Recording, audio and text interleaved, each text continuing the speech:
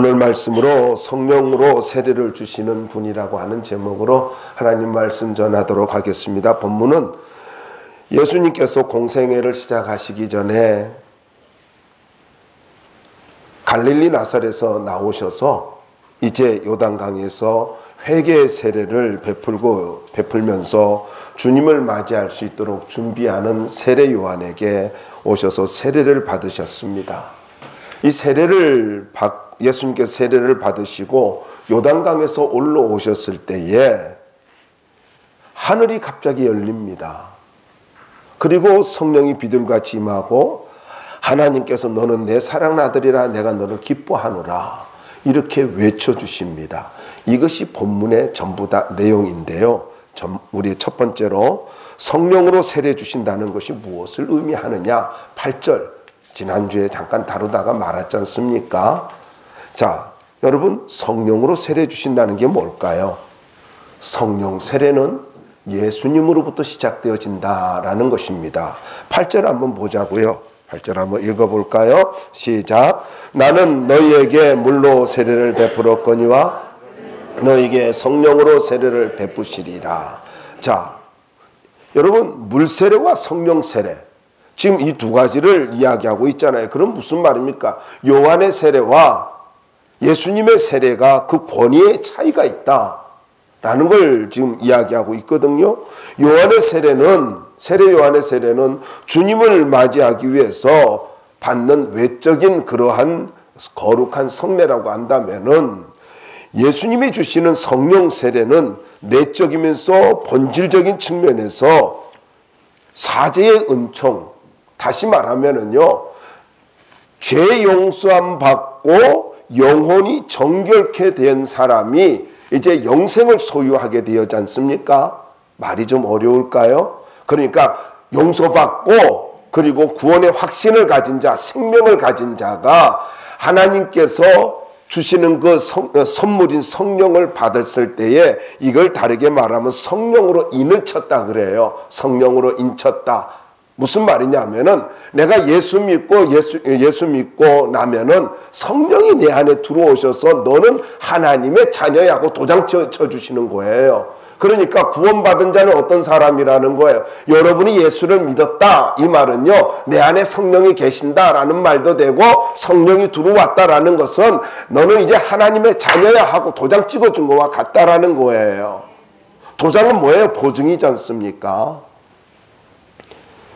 그렇다면은 예수 믿는 모든 사람에게는 뭐가 있다라는 거예요? 성령이 내주하고 계신다. 성령이 내주하고 있다라는 거죠. 그러면은 여러분 성도 안에 계시는 성령께서 성령 충만함이라고 하는 것이 도대체 뭐냐? 그러니까 예수를 믿은 사람이 그 안에 성령이 계시는데 성령 충만함을 우리가 산다 그래요. 성령 충만한 삶, 성령 충만한 삶 이런 이야기 하잖아요. 이게 성령 충만함이라는 말은요. 성령이 그를 덮었다는 뜻입니다. 덮어버렸다.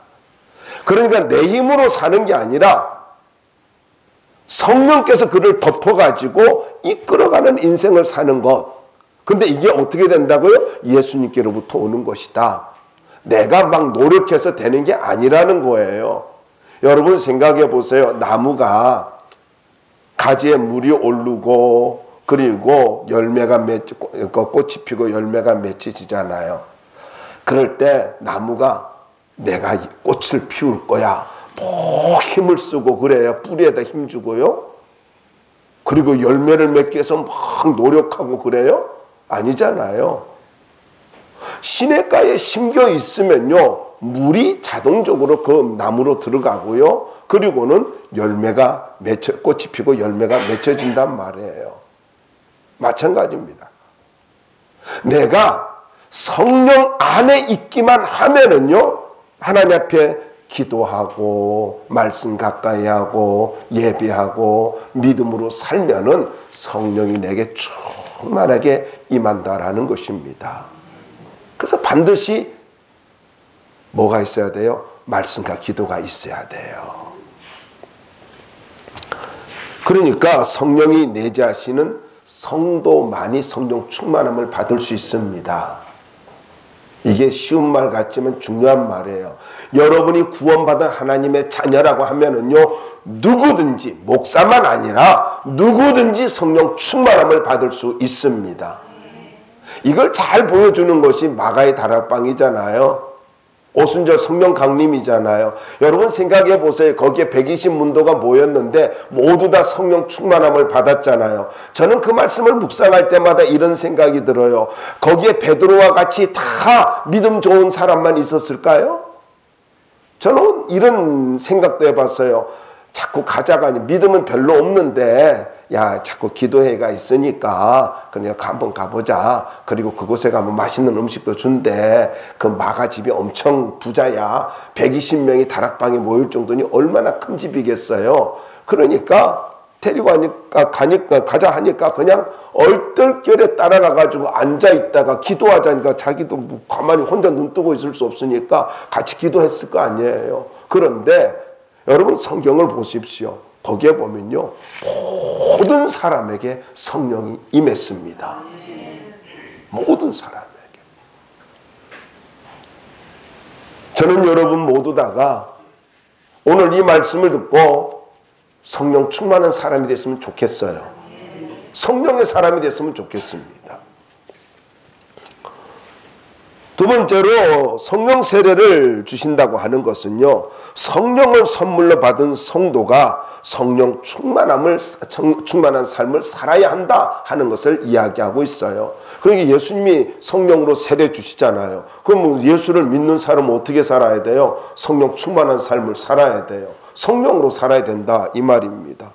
여러분, 내가 노력해가지고 성령을 선물로 받은 거 아니에요. 예수님을 가지고 영접하는 순간에 성령을 선물로 주시는 거예요. 구원이 선물이듯이 성령도 선물입니다. 그러면은 성령 충만한 삶을 가지고 우리가 살아야 되는데, 여러분 성경에서 고린도서를 볼 것 같으면 사도 바울이 이렇게 말을 하고 있습니다. 안에 성령을 모신 사람, 구원받은 하나님의 자녀가 세상적으로 살아가면은, 성령 충만하지 않고 살아가면은 이 사람을 육신적인 그리스도인이다 이렇게 이야기해요. 그러니까 믿음으로 살지 않고 자꾸 인간적인 방법으로 살아가는 사람을 육신적인 그리스도인 이렇게 이야기를 해요. 사도 바울은 둘로 딱 정리했더라고요. 또 한 가지는요, 정말 성령 충만한 가운데 믿음으로 사는 사람을 신령한 그리스도인 이렇게 말을 하고 있습니다. 여러분이 부담스러울까봐 여러분 어떤 사람에게 속하냐라고 질문 안 할게요. 왜냐하면 고르는 은사가 다 있으니까. 그래서 사도 바울이 에베소 5장 18절에 보면은요, 술 취하지 말라 이는 방탕한 것이니 오직 성령의 충만함을 받으라. 여러분, 오직 성령의 충만함을 받으라. 반드시 성령의 충만함을 받으라. 이 말은요, 내가 받아도 되고 안 받아도 되고 이게 아니라 명령형이에요. 반드시 성령 충만함을 받아야 된다는 거예요. 그러면은 성령 충만은 이게 선택이 아니라 명령인데, 그런데 충만함이라고 하는 말은요, 세 가지의 의미가 있어요. 첫 번째로는 전적으로 다스린다라는 뜻이에요. 충만함이 뭐냐? 전적으로 다스린다. 그러니까 내가 성령 충만하다라고 하는 말은요, 성령의 지배 속에 성령께서 주도권을 가지고 성령의 지배 속에 살아가는 걸 이야기하는 거예요. 오해는 하지 마세요. 막 성령 충만하면은요, 막 벌떡벌떡 뛰고 막 이상하게 하고 뭐 그러는 거 그건 아닙니다. 성령의 지배 속에. 왜냐하면 성령 하나님은요, 인격의 하나님이에요. 인격의 하나님이에요. 기쁨과 감격이 있지만은요, 무절제하게 살아가는 거 아니에요. 잘 기억하세요. 성령의 9가지 열매 속에 절제가 있다고요. 그래서 예수 믿는 것은요, 성령 충만하면요, 고상한 삶이에요. 너무 이렇게 무례하고 함부로 행동 그거 아니에요. 절제 못하면 아니에요. 반드시 절제가 있는 거예요. 이게 성령의 열매예요. 그래서 온전히 주님이 주인이 되어가지고 나를 다스려가는 삶, 나를 덮어버리고 나를 다스리고 살아가는 삶을, 이게 성령 충만이다라는 것입니다. 두 번째로는 침투하여 골고루 퍼지는 거, 골고루 한 군데도 예외 없이 골고루 퍼지는 거, 침투해가지고. 그러니까 성령 충만함이 뭐냐 하면은요, 나의 모든 지체까지도, 나의 생각까지도 성령이 다 다스리는 걸 이야기하는 거예요. 가령 이런 거 있잖아요. 예수님께서 너희가 사람들 앞에 무슨 말 할까 걱정하지 마라. 그때에 성령께서 너희들에게 할 말을 주시리라. 너희들이 말하는 거 아니야. 성령이 말하게 해 주실 거야. 그거예요.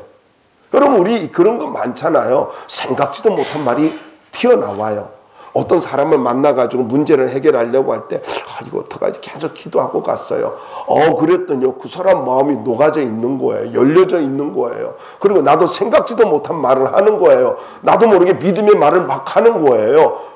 그랬더니 그냥 사업으로 만났어요. 사업으로 만났는데 만나가지고 사업 얘기 안 하고 지난주에 은혜 받은 이야기 막 했어요. 그랬더니 그 사람이 알고 보니까 그 그리스도인인데 믿음이 너무 좋은 사람이었어요. 그래가지고 그 말에 은혜를 받아가지고 우리 그냥 바로 계약합시다 하고 그렇게 되는 거예요. 안 해보셨죠? 저는 경험을 했어요. 저는 경험을 했어요. 그냥 넘어갈게요. 대 이야기를 안 할게요. 저는 너무 놀랐어요. 저는 밥까지 대접받으면서요, 식사로 가시죠. 엄청 은혜 받았습니다. 밥도 사주고요. 그리고요, 다 문제도 해결되어지고 그랬어요. 여러분, 잘 기억하십시오. 행동도 마찬가지예요. 생각도 마찬가지예요. 성령이 다스리는 거예요. 그래서 여러분, 내가 성령 충만하면요, 누구를 만날 때에 너무 걱정하지 말라고요. 성령 충만하면요, 어떻게 살아갈까 걱정하지 말라고요. 자녀들 걱정하지 말고요, 성령 충만한 삶을 사시기 바랍니다. 그러면 주님께서 내 기도 들어주시고 내 문제 해결해 주시고 자녀들 책임져 주시는 거예요.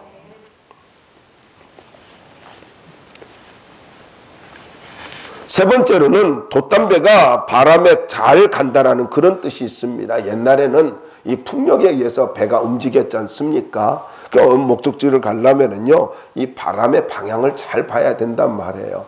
그리고 돛을 올렸다 내렸다 막 그래야 되지 않습니까?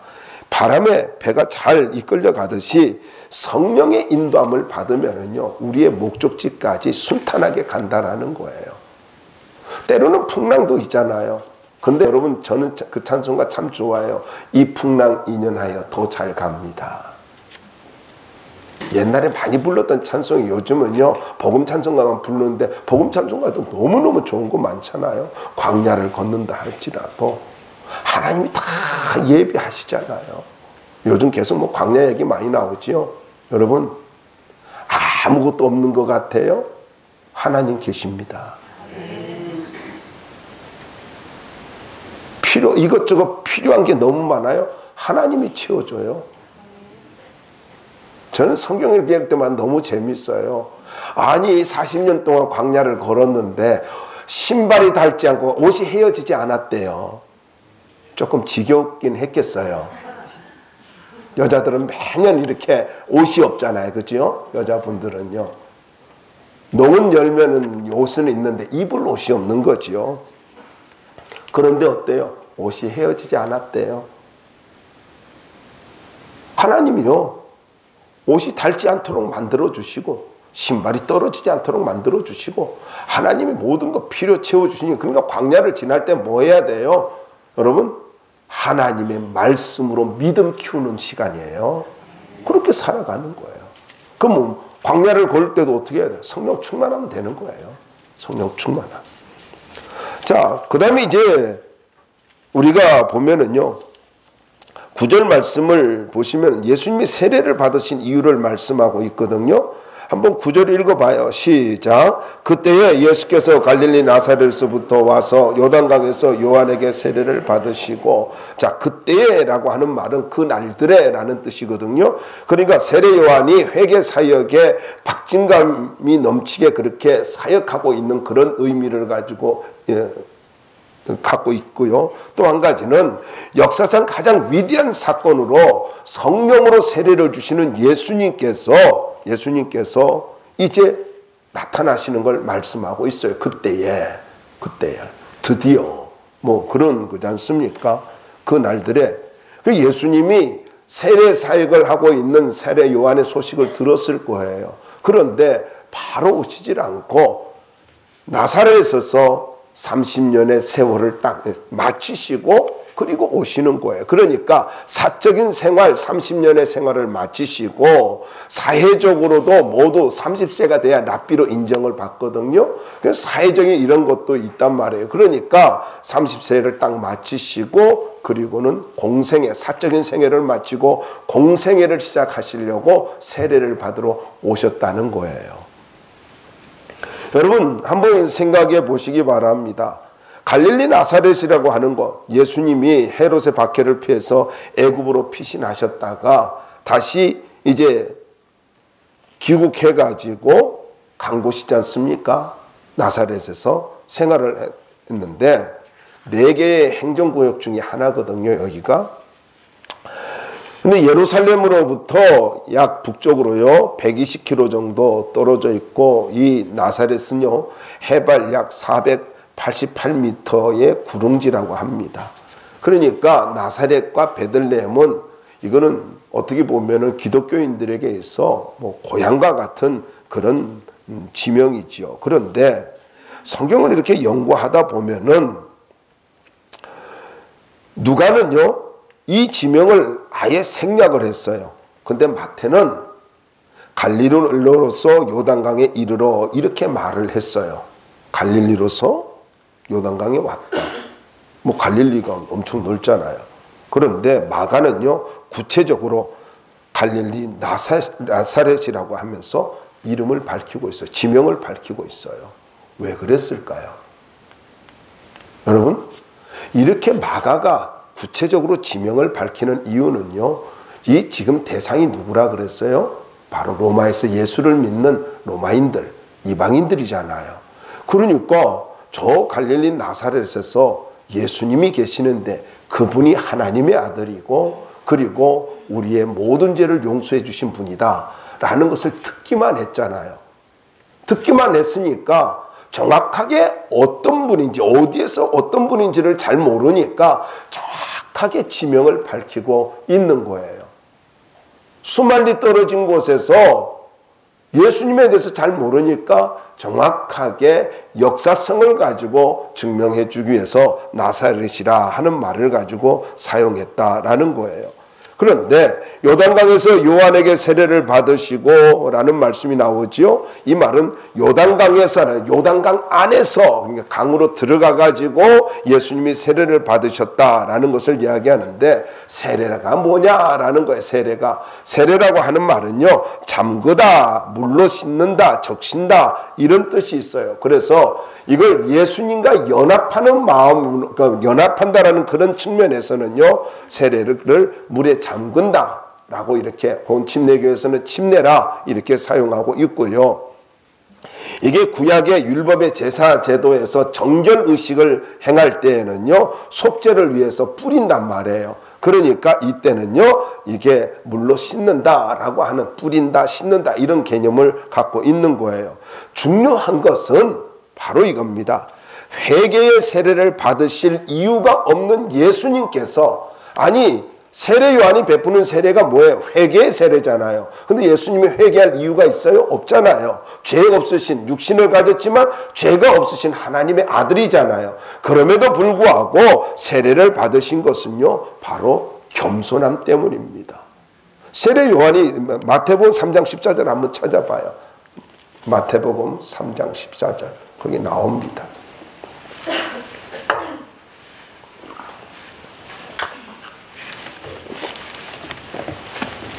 한번 읽어봅시다. 3장 14절 시작. 요한이 말려 이르되 내가 당신에게서 세례를 받아야 할 터인데 당신이 내게로 오시나이까. 여러분 무엇을 말하고 있어요? 세례는요 예수님이 베풀어야 되는 거예요. 엄밀하게는. 그런데 세례 요한에게 세례를 받으신다 하니까 깜짝 놀란 거죠. 세례 요한이. 어떻게 내게로 나오십니까? 그런데 무슨 말입니까? 예수님이 바로 겸손하게 당시의 모든 문화를 그리고 어떤 그런 관습을 따라주고 있다라는 거예요. 그 다음에 마태복음 3장 15절도 한번 읽어볼 필요가 있겠죠. 한번 읽어봅시다. 3장 15절 함께 읽어볼까요? 시작. 예수께서 대답하여 이르시되 이제 허락하라. 우리가 이와 같이 하여 모든 의를 이루는 것이 합당하니라 하시니 이에 요한이 허락하는지라. 얼른 또 못했던가 봐요. 근데 3장 15절 말씀에 보면은 뭐라고 말하고 있어요? 우리가 이와 같이 하여 모든 의를 이루는 것이 합당하니라. 무슨 말씀입니까?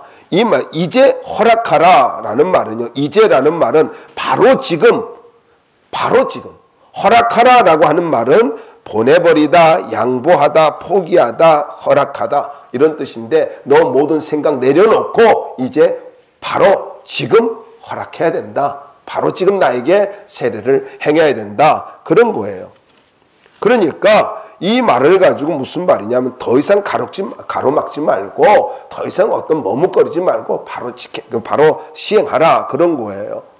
그러니까 예수님께서 세례 요한에게 세례를 받으시는 것이 무엇을 말하냐면 오늘 본문에 있는 대로요. 3장 15절에 있는 대로 하나님의 의를 이루는 거래요. 하나님의 뜻을 이루는 거래요. 하나님의 모든 뜻을 이루는 것이다. 여러분 한번 생각해 보시기 바랍니다. 예수님은 신성을 가졌지만은 하나님의 뜻을 이루기 위해서 당신의 권위를 내세우지 않고 겸손하게 세례를 받으셨다라는 거예요. 매우 중요한 의미를 가지고 있습니다. 여러분 우리의 모든 것은요 하나님의 뜻을 이루는 데 초점이 맞춰져야 돼요. 그거예요. 모든 하나님의 뜻을 이루기 위해서 그래서 세례 받으신 거죠. 더 나아가서 세례 요한은 메시아가 오셨고 메시아 사역이 시작되었음을 공적으로 선언하기 위해서 이 세례를 베풀고 있는 것입니다. 그러니까 세례 요한이 주님의 말씀에 바로 순종하지 않습니까? 왜요? 이제부터 내 사역이 아니라 하나님의 사역, 예수 그리스도의 사역이 시작되어지는구나. 그래서 순종하는 거예요. 더 나아가서 회개의 세례가 필요 없인 예수님께서 세례를 통해서 죄로 타락한 인간과 자신을 완전히 일치시킨 것이다. 고린도서 5장 2절에 보면 나오는데요. 그러니까 동일시해 버리는 거예요. 모든 죄인과 동일시. 예수님의 세례를 회개해야 할 인간이 받으시는 그 세례를 받으시는 것은요 동일시한 거다라는 거예요. 낮아지신 거죠. 네 번째로는요 예수님을 믿는 자에게 본을 보여주시기 위함이다라는 것입니다. 여기 이룬다라는 말은요 여기 말씀이 한번 다시 보세요. 마태복음 3장 15절에 보면은 우리가 이와 같이 하여 모든 의를 이루는 것이 합당하니라. 여기 이룬다라는 말이 무슨 말이냐면요 그릇이나 어떤 공간에 물이나 물질로서 가득 채우는 걸 말을 하는 것입니다. 이게 이루는 거예요. 그러니까 조금도 부족함이 없이 충분하게 채우는 것, 완전하게 만드는 것, 완성시키는 것 이런 뜻이 있어요. 이게 이룬다라는 거예요. 여러분 참 중요한 말이 여기 있는데 하나님의 뜻에 순종하는 것이 무엇인 줄 아십니까? 그것은요 하나님의 뜻을 이루는 거예요. 순종을 통해서 하나님 뜻을 이루는 거고 순종을 통해서 비어진 것을 채우는 거예요. 어떻게 우리가 하나님의 뜻을 이룬다고요? 순종을 통해서예요. 어떻게 나의 비어진 모든 것을 가지고 하나님의 뜻이 이루어지지 않는 것을 채운다고요? 순종을 통해서 채우는 거예요. 그러므로 잘 기억하시기 바랍니다. 내 인생에 하나님으로 가득가득 채우길 원해요. 하나님의 뜻으로 충만하게 채우길 원해요. 내 인생을 통해서 하나님의 뜻이 완전하게 이루어지기를 원해요. 순종해야 된다는 거예요. 그거예요. 그래서 순종하는 것이 완성하는 것입니다. 순종하는 것입니다. 마지막 세 번째로요. 그러면 나타나는 현상이 뭘까요? 여기 보니까 하늘이 열리고 성령이 임하게 되었대요. 10절에 나와요. 다시 본문으로 돌아가서 보시면은 하늘이 열렸대요. 곤물에서 한번 10절 읽어봅시다. 시작. 곤물에서 올라오실새 하늘이 갈라짐과 성령이 비둘같이 자에게 내려오심을 보시더니 할렐루야. 근데 저는요 이 말씀을 보면서 참 은혜가 됐어요. 곧 이 말은요 곧바로 당장에 어떤 일이 있어요? 하늘이 갈라졌대요. 근데 우리가 조금 전에 마태복음이나 누가복음이나 동일하게 나오는데 여러분 예수님이 세례를 받으시고 올라오시니까 하늘이 열렸다 이렇게 표현하고 있잖아요. 근데 여기는 뭐라 그래요? 갈라졌대요. 잘 모르시겠죠? 여기 하늘이 갈라진가 할 때 이 하늘이 단수가 아니에요. 하늘들이라는 거예요. 그리고 우리 삼층천이란 사도 바울이 보았던 삼층천, 궁창 위에 궁창이 있고 창세기에 나오잖아요. 그러니까 하늘들이 쫙 열려버린 거예요. 삼층천이 열려버린 거예요. 그런데 그냥 열렸다는 말이 아니에요. 갈라졌다라는 말은요. 이것이 무슨 말이냐면 찢어졌다 이런 뜻이에요. 찢어졌다. 저는 이 말씀 준비하다가 어저께요. 막 흥분이 된 거예요. 하나님 앞에 순종을 하니까 하늘이 찢어져 버렸대요. 하늘들이 찢어졌대요. 막혔던 하늘들이 찢어졌대요. 열려졌대요. 뭐를 통해서요? 순종을 통해서. 그런데 그냥 순종을 통해서일까요? 근데 말씀을 보면은요, 참 재미있는 것은요, 무슨 말이냐면은요, 여러분, 우리가 여기 하늘이 이렇게 찢어졌다라고 이런 표현을 쓰고 있는데 언제 그랬냐면요. 하나님 앞에 기도할 때에. 여러분 보세요. 여기 말씀이 있는데 백성이 여기 보면은요. 누가복음 한번 찾아봅시다. 누가복음 3장 21절에. 이거 찾아봐야 얼른 이해가 될 것 같아요. 누가복음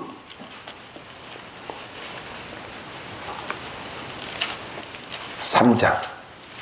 우리 성도들은 성경을 진짜 잘 찾아요. 내가 제일 못 찾는 것 같아. 자, 3장 21절 읽어봅시다.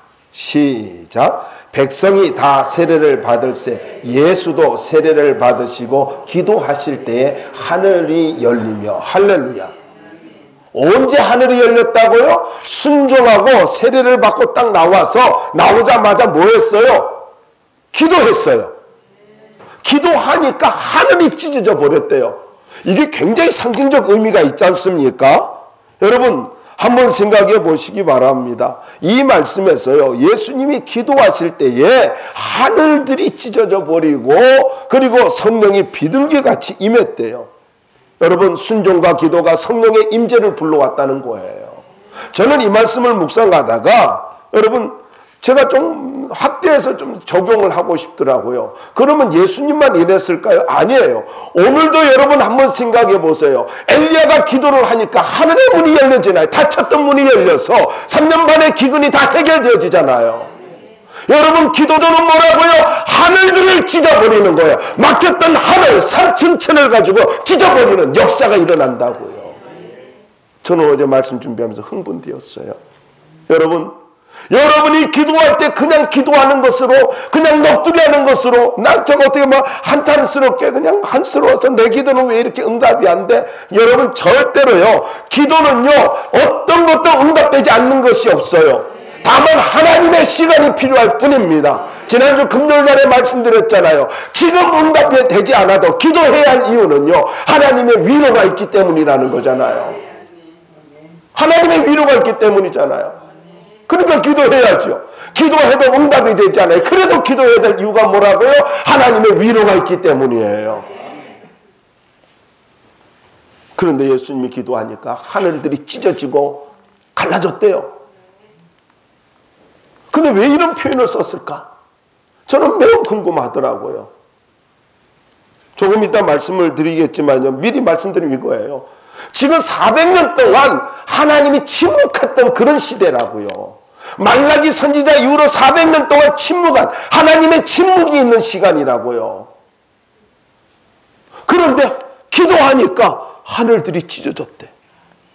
할렐루야 아닙니까? 여러분의 기도를 결코 가소평가하지 말기 바랍니다. 힘들어도 기도해야 됩니다. 응답이 되어지지 않아도 기도해야 됩니다. 왜요? 우리의 기도에 하늘들이 찢어지고 열려지는 역사가 있기 때문입니다.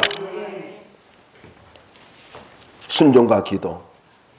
예수님께서 공생애를 시작하시면서 성령의 기름 부음을 받으셨어요. 하늘이 찢어지고 난 다음에 어떤 일이 벌어졌어요? 성령이 비둘기같이 임한 겁니다. 여러분, 하늘이 열리고 난 다음에 성령 충만함이, 성령의 기름 부음이, 물 붓듯이 성령의 기름 부음이 임하게 되는 거예요. 기도하는 자에게 여러분 이론으로 살지 마시기 바랍니다. 기도로 살기 바랍니다. 이론으로 살지 마세요. 이론은요 어떤 것도 우리에게 변화를 시켜주지 못해요. 그러나 기도하면 좀 무식해도 좀 모자라도 너무너무 부족해도 뭔가 조건이 맞춰지지 않아도 기도하면은 하늘이 찢어지고요, 하늘이 열리고요, 더 나아가서 성령이 기름 붓듯이 내게 부어지는 것입니다. 성령으로 살기 바랍니다. 그러려면 기도해야 돼요. 공생애를 시작하기 전에 성령의 기름 부으심을 받으신 이 모습을 보면서 우리도 교훈받아야 되죠. 우리가 주의 일을 하기 전에는요 반드시 뭐를 해야 돼요? 기도하고 성령 받아야 됩니다. 성령 받고 일을 하는 사람이 일꾼이에요. 더 나아가서 11절 한번 읽어보자고요. 다시 본문으로 돌아와서 함께 읽어보시기 바랍니다. 시작. 하늘로부터 소리가 나기를 너는 내 사랑한 아들이라 내가 너를 기뻐하노라 하시니라. 할렐루야. 여러분 조금 전에 말씀드린 것처럼요 어떤 일이 벌어졌어요? 하늘이 찢어지고 성령이 임할 뿐만 아니라 하나님의 침묵이 깨뜨려지고 사랑의 음성이 들려졌습니다. 말라기 선지자 이후로 400년 동안 하나님이 침묵하셨는데 예수님께서 기도하니까 어떤 일이 벌어졌다고요? 하나님의 음성이 선포되어졌어요. 하나님의 음성이 없이 400년 동안 살았어요. 선지자로도 먹고 뭐 이렇게 어떤 것으로도 역사하지 않았던 하나님께서 예수님의 이 기도로 말미암아 하나님이 400년의 침묵을 깨시고 그리고 말씀을 선포하시면서 역사 속으로, 인간 역사 속으로 들어오시는 거예요. 여러분 잘 기억해야 됩니다. 순종과 기도는 하나님의 임재를 불러와요. 순종과 기도는 뭐라고요? 하나님의 임재를 불러온다고요. 그런데 한번 보자고요. 얼마나 감격스러운 말씀이에요. 하나님이 너는 내 사랑하는 아들이라. 기도하는 자에게, 기도하는 예수님께 너는 사랑하는 내 아들이라. 이것이 예수님께만 적용되어질까? 아니요. 오늘도 주님 앞에 하나님의 일을 사모하며 사명대로 살기를 원하여 하나님 앞에 사명 감당하며 살기 위하여 기도하는 자에게 너는 내 사랑하는 아들이라, 너는 내 사랑하는 딸이라 하나님이 외쳐주십니다. 여러분 눈물 나지 않아요? 감격스럽지 않아요? 사명 감당하기 위해서, 공생애를 시작하기 위해서 기도하니까 하나님이 말씀합니다. 3층 천을 가지고 찢어버리시면서 너는 내 사랑하는 아들이라. 내가 너를 얼마나 사랑하는지 아니? 너는 내 사랑하는 아들이라, 내 사랑하는 딸이라 라고 외쳐주시는 거예요. 그뿐이 아니에요. 내가 너를 기뻐하노라. 보세요. 내가 너를 기뻐하노라. 이 기뻐하노라 라는 말은요, 기뻐하다, 동의하다, 결정하다 이런 뜻이 있는데 킹제임스 버전이 이거를 잘 번역했더라고요. 제가 이 킹제임스 버전이 좀 좋은데 이 말은요 어떻게 했냐면은 내가 그를 아주 기뻐하노라 그렇게 번역했어요. 이걸 우리에게 적용하면 무슨 말이에요? 하나님께서 예수님을 향해서 내가 너를 너무너무 기뻐한다. 기도하니까 하신 말씀이 뭐예요? 내가 너를 너무너무 기뻐한다. 여러분 여기서 우리가 귀한 사실을 붙잡아야 돼요. 하나님은 기도하는 자 외면하지 않습니다. 하나님은 기도하는 자에게 이렇게 말씀해 주십니다. 너는 내 사랑하는 내 아들이고 내가 너를 너무너무 기뻐해.